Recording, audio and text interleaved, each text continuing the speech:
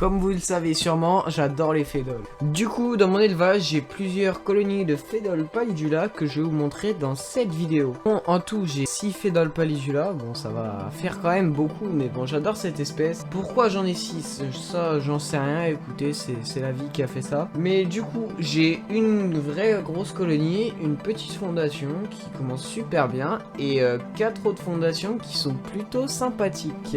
Je vous montre ça tout de suite. De toute façon, c'est le thème de la vidéo, les gars. Allez, c'est parti! Donc, on commence par ma toute première espèce, ma toute première colonie. C'est ma toute première fédole pallidula, du coup. Elle m'a accompagné depuis le début de mon élevage et elle est encore là. Ça va faire une demi-année qu'elle est avec moi et donc je suis vraiment content de la voir. Bon, cette fourmi, eh ben, j'ai dû l'habituer à manger des mouches, quoi. Parce que chez moi, avant, j'avais pas d'élevage de blades, j'avais que des mouches à choper pour elle. Je leur en donnais à peu près 5-6 par jour à l'époque, donc c'était quand même beaucoup, hein. Elle se développait super vite à ce moment-là. Et j'ai un peu arrêté la cadence, plus il faisait froid, plus j'ai arrêté, pour qu'elle se développe un peu moins vite, parce que sinon ça allait vite devenir ingérable. Du coup, à l'écran, vous voyez quand elles mangeaient 2 mouches, et quand elles étaient moins d'une centaine, et là, quand elles sont sur la grosse mouche, et quand elles étaient un peu plus de 100. Elles sont vraiment très guerrières, hein. Elles arrivent très bien à se battre, à se défendre, c'est vraiment des vraies guerrières pour le coup. Du coup, la colonie en 6 mois s'est développée de 2 ouvrières à peu près 150 aujourd'hui. Donc je sais pas si c'est une vraie bonne évolution, mais je pense que j'aurais pu vraiment faire mieux, mais j'ai eu un début très difficile, quoi, comme c'était mes débuts. Je savais pas trop comment appréhender ces petites fourmis, je savais pas trop comment faire, donc il y avait beaucoup d'évasion, beaucoup de ci, beaucoup de là. Mais là, depuis, vraiment, elles sont bien stabilisées, elles sont bien dans leur endroit, elles s'éclatent, quoi. Du coup, on va passer à ma deuxième plus grosse colonie, qui est en fait une fondation, hein. Elle a pas mal d'ouvrières, je dirais une trentaine, peut-être même une vingtaine, j'en sais rien. Elle a 2 majors. Vraiment, l'arrivée des majors, c'est vraiment super cool chez les fédoles pallidula. Je pense que c'est vraiment l'une des choses les plus plaisantes quand on a cette espèce. Du coup, cette fondation, je l'ai mise dans une boîte de Ferrero Rocher et ça marche du feu de Dieu, hein. Je l'ai eu avec une reine seule en cadeau sur Formium.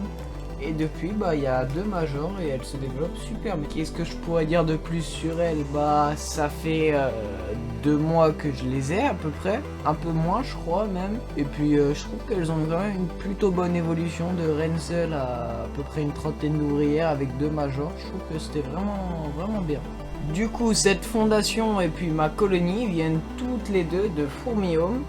Bah, tout s'est bien passé, leur développement aussi. Et puis, comme vous voyez, cette espèce, elle est totalement noire. Avec des majors rouges qui sont vraiment jolis, mais cette espèce est totalement noire, ce qui va changer avec les autres espèces que je vais vous montrer. Parce que j'ai recueilli 4 fédoles pallidula qui étaient dans ma piscine. Et puis celles-ci vont devenir orange petit à petit.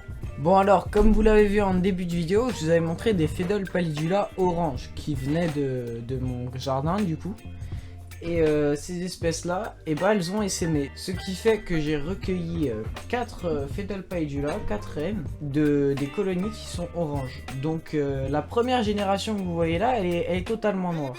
La deuxième un peu aussi, mais je pense que qu'elles vont devenir orange petit à petit. Et puis jusqu'à avoir une très belle couleur, j'attends ça vraiment depuis très longtemps. Et donc comme vous le voyez, ces 4 espèces là, ces 4 fondations, je leur ai donné toutes les 4 une couleur différente pour les reconnaître et pour voir leur différence d'évolution. Parce que je les ai toutes chopées en même temps.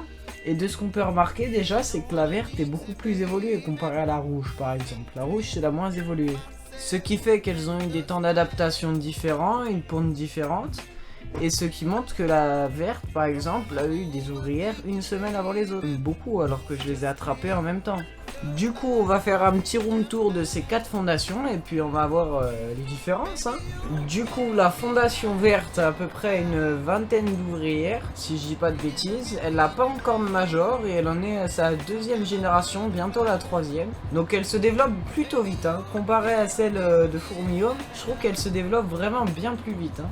Ensuite la bleue qui est à peu près au même niveau, même si elle a un peu moins d'ouvrières je trouve. Elle en est à sa 2e génération aussi, et puis elle se développe plutôt bien, c'est la 2e du classement. Ensuite, la fondation noire qui est en 3e position, elle a encore sa 1re génération. Elle est un peu à la ramasse, un peu comme la rouge, mais bon, ça se développe petit à petit. Ensuite, en parlant de la Fondation Rouge, elle en est aussi à sa première génération. Elle a une dizaine d'ouvrières, je dirais. Et puis, il faut savoir que je les ai toutes nourries avec une blatte. Sauf la verte qui en a reçu 2 parce que bah, elle avait été beaucoup plus populeuse. Et elles se portent toutes très bien, mais la rouge qui est en dernière position. J'ai vraiment hâte de voir des colonies bien oranges comme vous voyez à l'écran. Ce serait vraiment magnifique, elles me font vraiment penser à des Fédoles Mauricie pour le coup. Peut-être même des Fédoles Parva. Et puis voilà quoi. Elles sont bien jolies, j'ai 6 Fédoles Palidula en tout, ce qui est quand même beaucoup hein. On va pas se le cacher, mais elles ont tout un développement différent, une histoire différente. Et puis voilà quoi. Du coup les gars, on va devoir se quitter là, je suis désolé. La prochaine vidéo ça va être une masterclass les gars, je vous le dis, voilà. Je sais pas si ce sera la prochaine ou encore celle d'après, mais vous allez voir. C'est un rapport avec des Fédoles, mais c'est pas des Fédoles pour le coup. Et sinon les gars, en commentaire, mettez-moi des noms pour les 6 reines que j'ai pour qu'on puisse se reconnaître. Ou au moins pour les 4 reines de la même couleur. Comme ça, on sera bien plus clair et vous participerez à cette vidéo en fait. Du coup les gars, n'hésitez pas à vous abonner, à lâcher un like et c'est tout pour aujourd'hui. Allez, ciao!